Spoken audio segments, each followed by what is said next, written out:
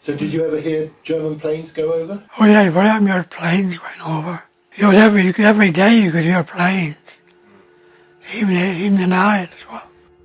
Certainly when I was a boy, I mean 46, 48, one was used to seeing huge numbers of Lancasters and whatever going over, 50 at a time. There was an army camp at Lightly and a searchlight. And you can see the big searchlight go up, working. And if he got on a plane, he'd cut out, which always amused us. I mean, if it was probably a British plane, they didn't want to trace it with them. Well, I've told you about the man that used to come and have to take the telephones every night. Tell me what happened there. My first memory of it was that I must have been put to bed, but knowing life's not always like that, I must have come down, walked into our front room, you see, and sitting by our telephone, of which there were not that many in those days, was a soldier. And every night a soldier had to come down from their camp, because they didn't have one up there, had to come down and wait for the call to come, which apparently that would tell, he would take back the message as to whether planes were coming from up that way, German ones, and could be coming up this way.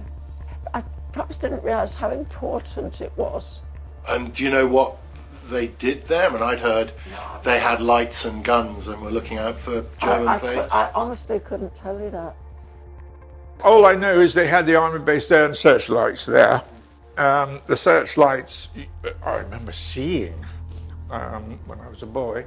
But, I mean, what would they be doing there? I mean, we're in the middle of nowhere. Well, in the middle of nowhere, but of course, planes used to come over this way to bomb Plymouth.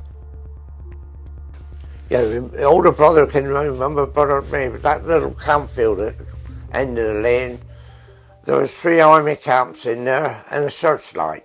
So there were guns at these camps as well, were there? Oh yeah. Oh yeah. And there's another searchlight at Kingston, and they would cover, because the guns and the searchlight would...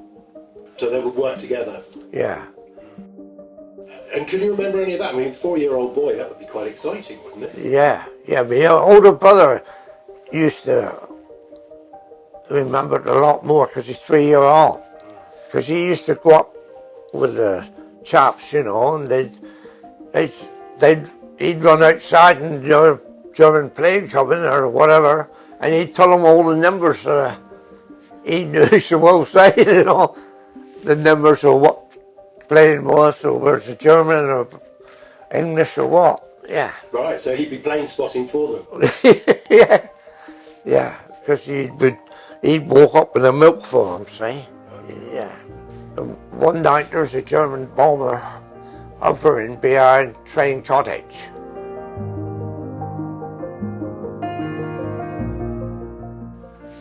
And they got the gun on them, but they couldn't fire because of the cottage.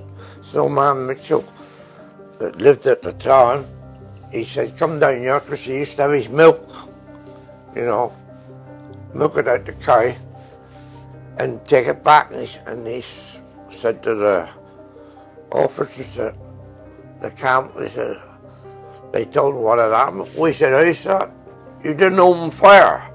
He said, we could have, Mr. Mitchell, but your house would have been in green colander.